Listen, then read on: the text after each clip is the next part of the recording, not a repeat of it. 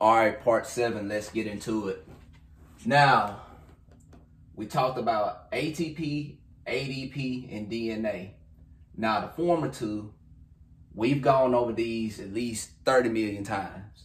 We talked about what they are, nucleotides, what they do, energy transport and carriers, and what they're made of, carbon, hydrogen, oxygen, nitrogen, and phosphorus. Now, before we get into where they come from, we're going to have to define nucleotides. So we're going to give the board a quick flip here. Now, as I stated, these nucleotides are made up of carbon, hydrogen, nitrogen, oxygen, and phosphorus. And these are the quantities of each of the elements in these compounds.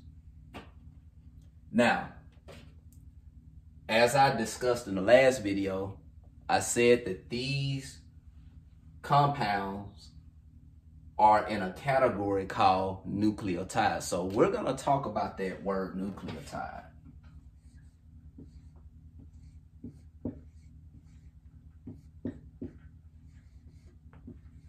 And before I define nucleotide, we're going to have to talk about this term nucleo, because that's going to be an important point towards the middle and end of this video. Now, nucleo refers to the nitrogen groups, nitrogen bases, you know, just for the sake of simplicity. Now, the definition of nucleotide is a group of nucleosides that contains a phosphate group. Remember, ATP and ADP are nucleotides, but in reality, they are nucleosides with a phosphate group attached. And they are the main structural basis for DNA. And we're going to talk about DNA right quick. Switch colors.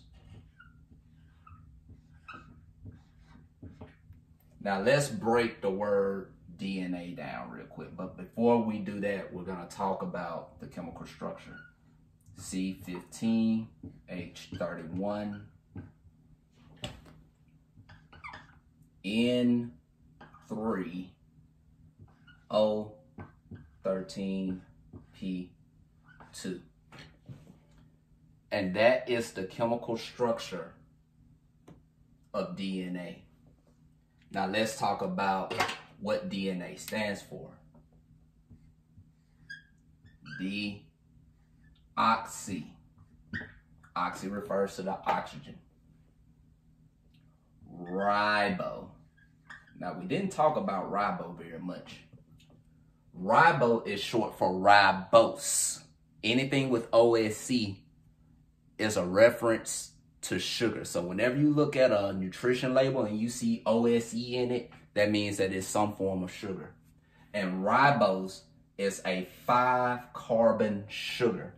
And if you remember in the last video, I talked about CHO being the main components of carbs, which consist of your simple and complex sugars and your fats. That's the main base. CHO is the main base for that. And ribose is a 5-carbon sugar. And if you look at the chemical structures of ADP, ATP, and DNA, they have more than enough carbons to fulfill that quota for ribose. And then nucleic. And we're just going to stop it here. Deoxyribonucleic, again, refers to the nitrogen group. And that's where the term deoxyribonucleic comes from, or at least that is the simple root of it. Now, you see the chemical parallels of ADP, ATP, and DNA. And if you remember,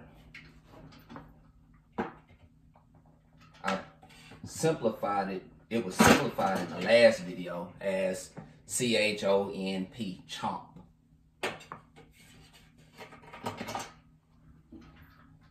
Bring it back over. Deoxyribonucleic. So when they say you are what you eat, and this is going to come up in a later video, there's some truth to that. So you always want to be careful of your dietary intake because, you know, all of this stuff is connected, from ADP and ATP, which is like their energy containers and helps with the energy transport for cellular activity. And then you have DNA, which is made of the same substances, deoxyribonucleic. All of this stuff is tied up and connected. Now, gonna grab my eraser, and where did my eraser go? Up here it is. Gonna make some room. I'm gonna talk about where ATP and ADP comes from. There are 3 processes that I'm gonna briefly go over, which is gonna lead to part 8 and beyond. You have this process called photophosphorylation. That's a tongue twister.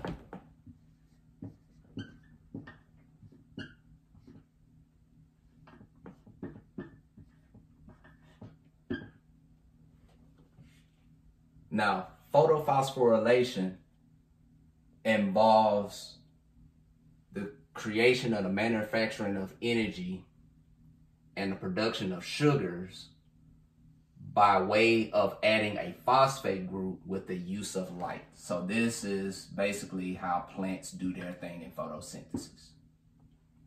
So just gonna make a quick link here. Photophosphorylation, light. Then you have fermentation.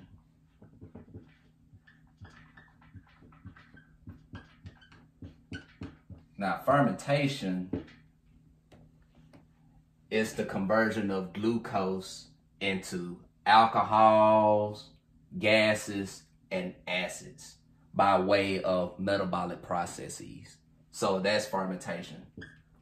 And many of you have heard of fermentation from, you know, people making alcohol, like in vineyards and all of that stuff. Then the big one, and I'm gonna write this one out in red.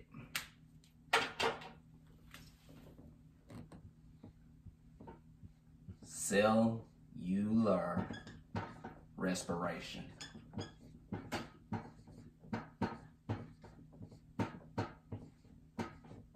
Now, cellular respiration is the conversion of sugars by way of shifting and moving around electrons. Remember that term, electrons, to convert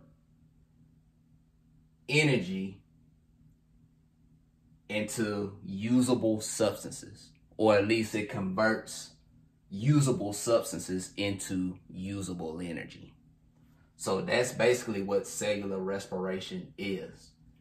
And the main vehicles for cellular respiration, well, all of these processes really involves ADP and ATP. And if you remember in my atoms explanation, it involves the shifting and moving of electrons. So, beyond this point, we're going to talk mainly about cellular respiration. And that's going to be a multi-part series in itself. But we're going to continue on forward with it. So stick with me. We're going to talk about cellular respiration, Krebs cycle, the glycolytic cycle, and several other processes, because there are multiple ways and multiple avenues in which cellular respiration works. Now, we're going to cut it short on DNA because I think you all know up to this point all you need to know about DNA. So DNA, once I go start talking about, you know, tendon attachments and muscle types and all of that stuff, I'm going to start talking about DNA and our genetic coding and how that affects, you know, our makeup and well-being. But moving from this video, we're going to talk about ATP and ADP and how our bodies stay alive through cellular activity. Because technically, being alive means consuming energy or utilizing energy. If it's not consuming or utilizing energy on its own chemical processes, then it is technically dead. But I'm going to get more into that again in a later video. But we're going to talk about cellular respiration and the different kinds of cellular respiration in the next few videos. See you in the next one.